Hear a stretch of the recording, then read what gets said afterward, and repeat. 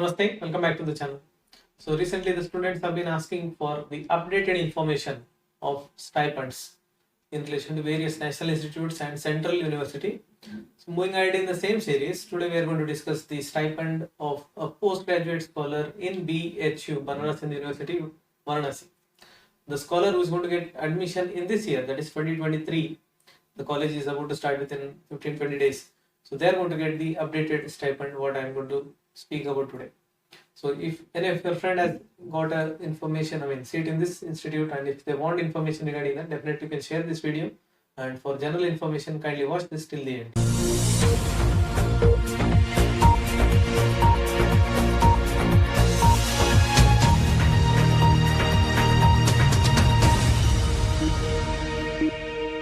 So most of you might be already aware of the fact that BHU is not directly coming under the Ministry of Ayush, even though it's a part of Ayurveda fraternity.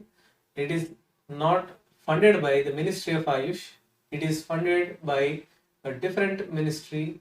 That is why there is an entirely different structure of stipend when you compare it with other national institutes like Jaipur, Delhi and Jamnagar. So basically the major difference comes with the fact that a postgraduate scholar who is studying in BHU is considered as a junior resident, JR in short. So because of this JR, that is otherwise termed as residency being applied there, the entire stipend of a student gets converted into a salary structure. So unlike the national institutes where only the basic and dearness allowance is paid to a postgraduate scholar, here the structure is almost equivalent to an assistant professor post the initial joining, with slight changes like without any grade pay.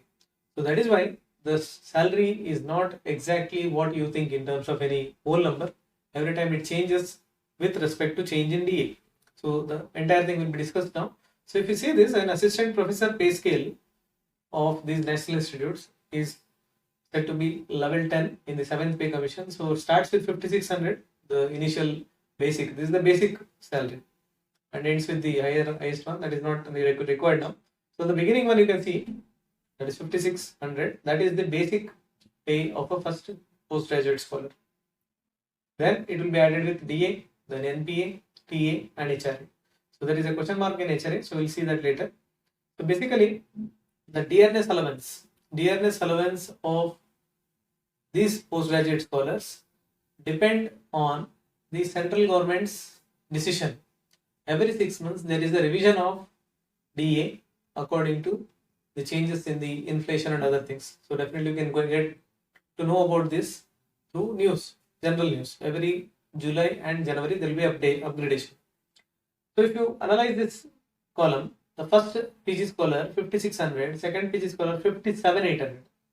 So this is the level 10, the second number in the assistant professor salary scale. And you can see third professional or third year MD scholar 59500. So the first part is the basic, what I mentioned, 5600 for first, 57800 second, 59500 third. So basic will be taken and DA is calculated according to that. So right now the 42% of DA is going on from January 2023. That is why this video is being made. So you can see 5600, when you multiply it with 42% of that, you are going to get 23,562. Similarly for the others, you can calculate 24,276 and the 24,990. It means like if you are earning 100 rupees, so 42 rupees will be your DA. Now what is DA, dearness allowance, and why it changes and all those things are not the aims of this video. So we'll speak about it some other time. So there is a concept called NPA, non-practicing allowance. When you are already a doctor after BMS, and now you are studying as well as you are being called as a resident, you are not allowed to have a private practice. That is why the government or the salary structure has an allowance called non-practicing allowance. So as per the 7th pay commission right now going on, 20% of the basic pay can be given as NPA, non-practicing allowance. So you cannot open your own clinic during your PG. So NPA of first, second, third year scholar will vary because again basic varies. You can see here, when you calculate the 20% of the basic, you are going to get respectively 11,220, 11,560, 11,900. So this is how you calculate the NPA. Again you require the base, that is basic pay. So next is traveling allowance. So Till now it was okay that there is an hierarchy for second, third. Now traveling allowance, the students are using the same mode of transport and same petrol, everything is being used similarly. That is why there is no, you can say, discrimination here regarding the TA. So TA will be depending on the factor that which city you are going to stay. So you can see here, if you are in city like Varanasi, which is coming under other cities, TPTA cities are the metropolitan cities like Bangalore, Delhi, etc. And Varanasi is coming under the other cities. So you can see in the level 10 of your salary scale, you have 3600 plus DA. So that is the traveling allowance. Formula to calculate the traveling allowance, you can see here. Again, you require DA here. DA into rate of transport allowance by 100 plus the rate of transport allowance. Quite complicated. When you apply it, you can see 3600 is your number from the table. It is clear. Plus, now DNS allowance going on is 42. And again, put the same number, that is rate of transport allowance, then divided by 100. So you are going to get total, that is 5112 when you add them. Which means TA increases again with DA. When DA gets revised, every 6 months, TA also gets revised. That is the whole matter which you need to understand from this slide. So right now, for these 6 months, the TA for the postgraduate scholar in Varanasi will be 5112. So this is applied for all the postgraduate scholars, no discrimination. So now moving ahead with the last part, that is HRA. Now the house rental allowance is paid to a student or not. Many are having confusion and many of you might be not agreeing in the comment section in the last videos. Basically HRA is given to those students who don't take accommodation in the college campus, hostel. If you take the hostel campus as the accommodation, then you don't get HRA. That is the whole concept of providing HRA or not. So if you don't take the hostel, then there will not be any HRA because the college itself is providing you the accommodation. In that case, your total stipend will be as in this screen slide. Add all of your fees, basic, DA, NPA, and TA. With this info, with this, you can say calculation. First PG scholar almost gets around 96,000. Second, almost touching 99, and third year scholar almost has crossed 1.15. So this is in relation to a postgraduate scholar who has not taken HRA, means he has taken accommodation within the campus. Imagine you have taken the accommodation outside the campus, you have not opted for the hostel campus, then you are eligible for taking HRA. So in that case, again HRA is calculated based on government rules. Varanasi coming under tier Y city, so 18% of basic pay as of now is the HRA. So again, as usual, calculate the 18% of your basic. Again, basic matters here.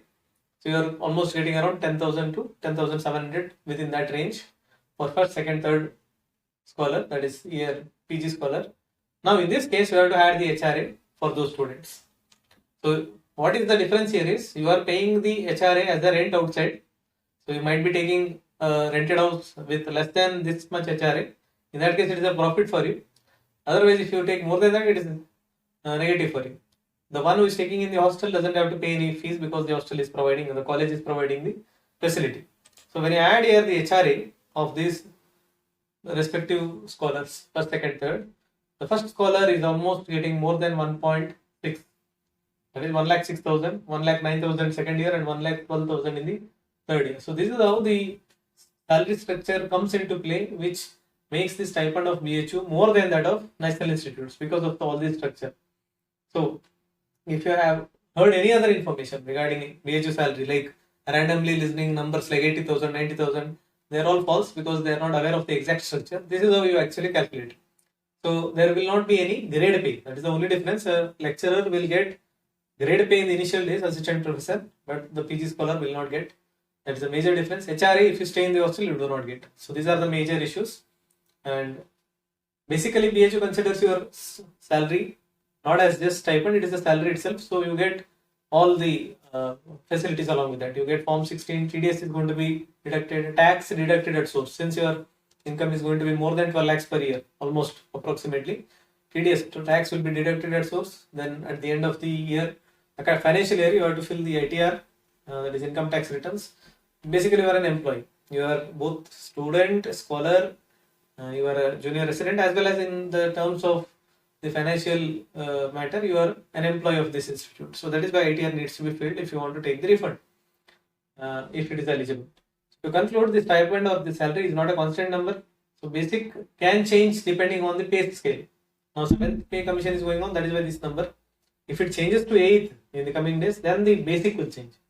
And other things, DA gets revised, so every 6 months there is a revision. You have to calculate NPA and TA and add up the HRA if you have not taken the hostel. Ultimately, when you deduct the TDS, that is your gross net pay. So this is how salary slip of a BHU scholar looks like. So this is not of the current like year 2023. This is an old one, but just to show you that this is how the exact salary structure is there. So you can see basic pay there, NPA there. I said grade pay, so 0 you can see that is grade pay. You can see their DA, you can see HRA. Maybe this student has not taken accommodation within the hostel, within the campus. That is why 0 HRA. Otherwise, there would be some number there. So TA, this is of I think 1.5 years ago. There are no other allowance as I mentioned. So if you see the other side deductions, there is income tax deduction and other things.